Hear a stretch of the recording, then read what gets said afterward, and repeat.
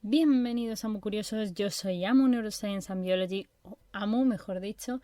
Neuroscience and Biology son los temas que más tratamos en este canal, neurociencia y biología, y por supuesto todas las ramas derivadas de estos, es decir, toda la parte de neurobiológica, neurofarmacológica, etcétera, y por supuesto también toda la parte de biología enfocada a todas sus ramas, biología botánica, biología celular, biología general, biología molecular, biotecnología, bioquímica, fisiología animal y vegetal, etcétera.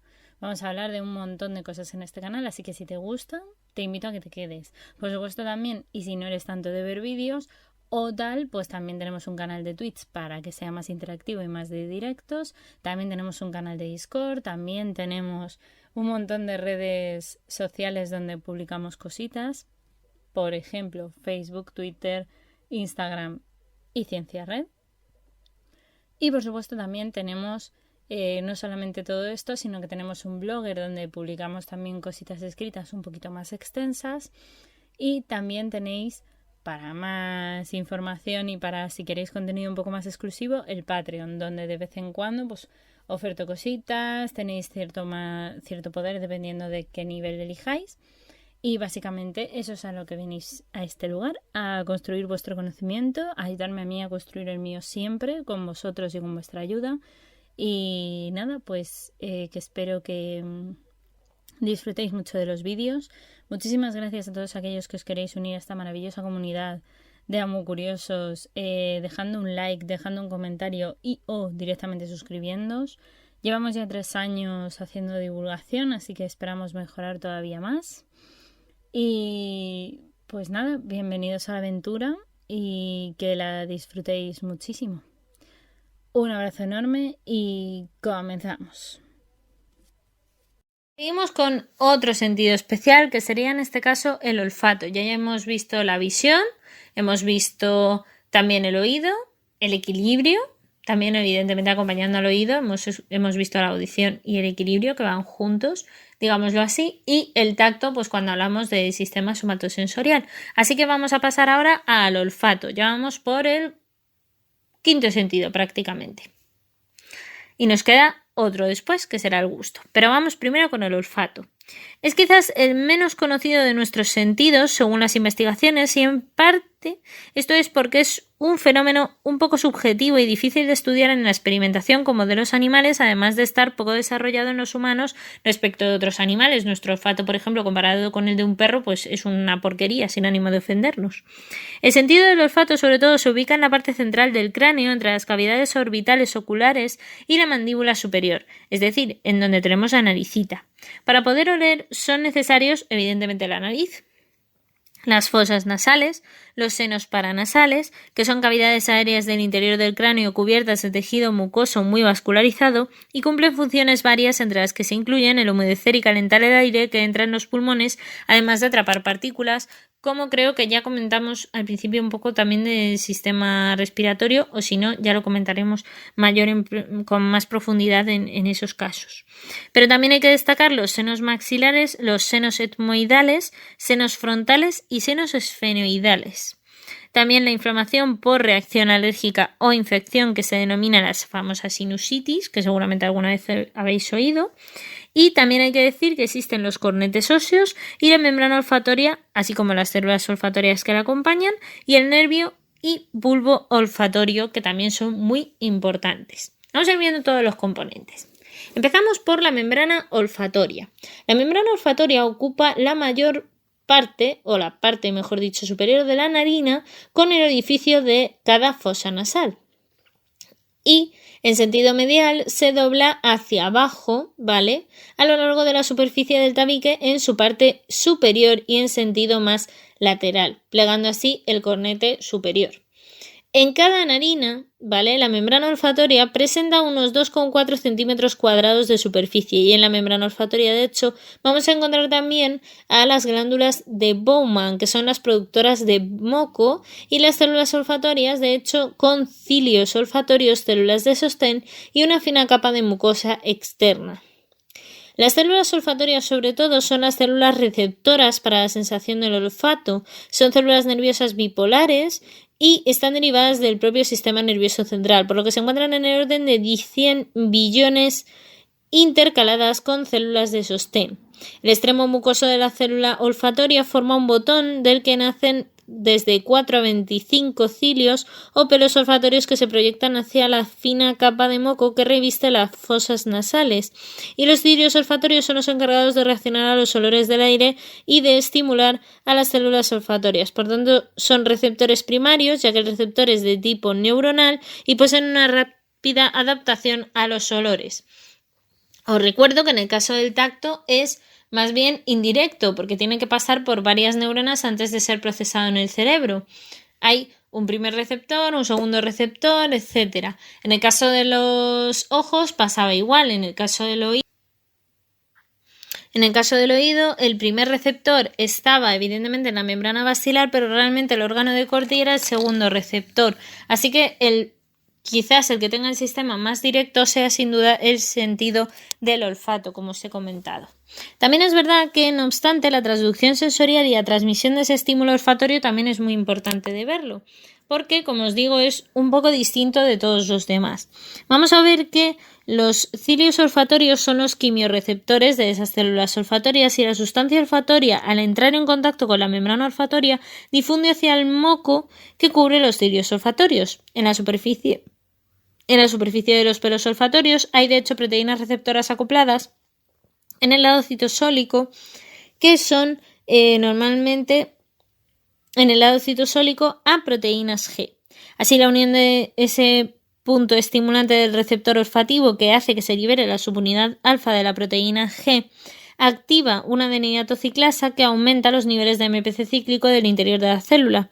Este MPC cíclico será el que active los canales de sodio que permiten la entrada de este ion, dando lugar a una despolarización de la célula, excitando así a la neurona olfativa y propagándose el potencial de acción. Pero claro, los axones normalmente son amielínicos en las células olfatorias bipolares y forman el nervio olfatorio o nervio 1 craneal, que ya hemos hablado de él. Así atraviesan la lámina cribosa del hueso etmoides y conectan con las células mitrales en el bulbo olfatorio. Es desde aquí desde donde los axones de las células mitrales de ese bulbo olfatorio forman el tracto solitario o el núcleo del tracto solitario, que es el que está insertado por un lado en el área olfatoria medial, que es la vía arcaica, y un área situada en la base del lóbulo frontal, y también que conecta con el sistema límbico y la formación reticular, además de con conexiones del tracto olfatorio hacia la área olfatoria lateral, que sería la vía antigua, que está normalmente compuesta por la corteza prepiriforme y piriforme, que es la corteza olfatoria primaria en la punta del lóbulo temporal. Además de la porción cortical de núcleos amigdalinos y también del sistema límbico, como he dicho antes. Históricamente, de hecho, se ha considerado que la transmisión nerviosa del olfato es la única transmisión sensorial que se transmite a la corteza cerebral sin pasar por el tálamo, atendiendo a las vías arcaica y antigua que os acabo de mencionar. No obstante, existe una vía más moderna y descubierta recientemente en la que sí hay un paso por el tálamo, y es el núcleo dorsomedial, donde después de la conexión con la corteza orbitofrontal y que posiblemente intervendría de hecho en el análisis consciente de los olores, pasa a través del tálamo.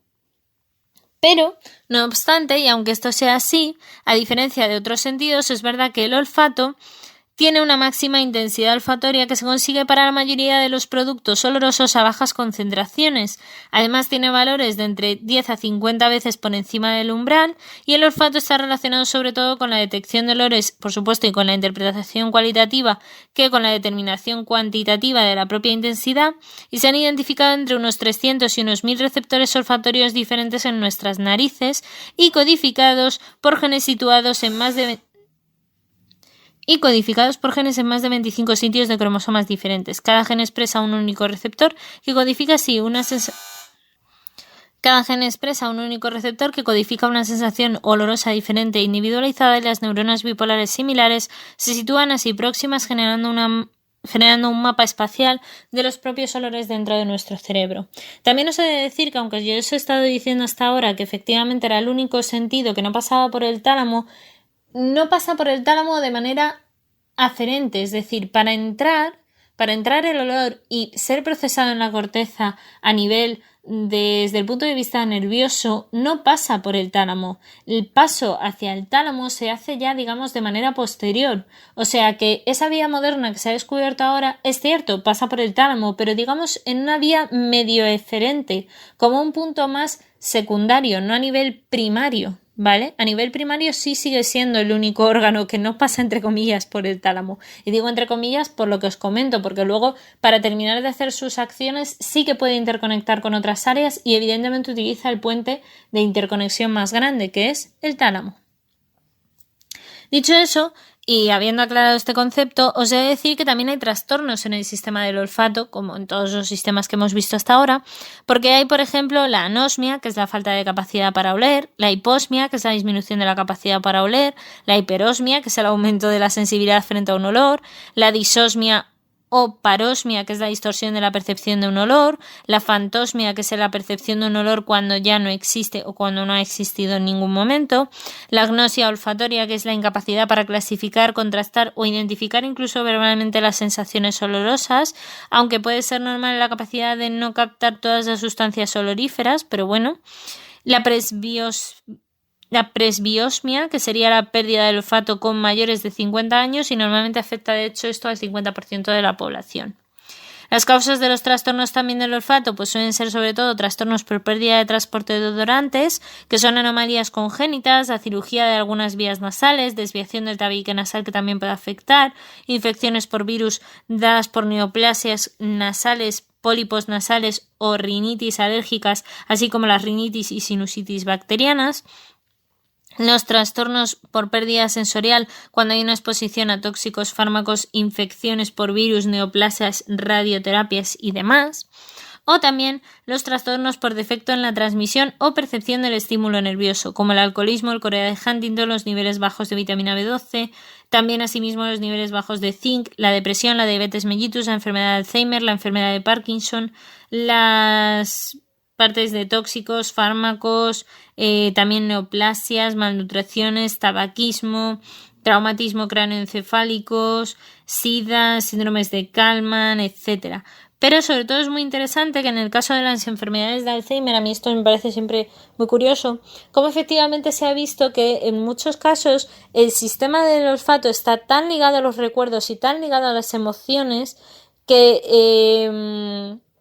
es muy importante porque en el caso de muchos pacientes con Alzheimer se ha visto que, aunque es verdad que ellos no recuerdan muchas cosas, el sistema del olfato sigue teniendo algún tipo de conexión porque si les acercas algo que les ha gustado durante toda su vida, el olor de una flor o algo que les ha gustado siempre a ese paciente, se ve que efectivamente la respuesta a ese estímulo no deja de ser agradable si a él le era agradable de antes. Igual que si le acercas algo que no le era agradable antes de empezar a tener Alzheimer, tampoco le va a ser agradable ahora.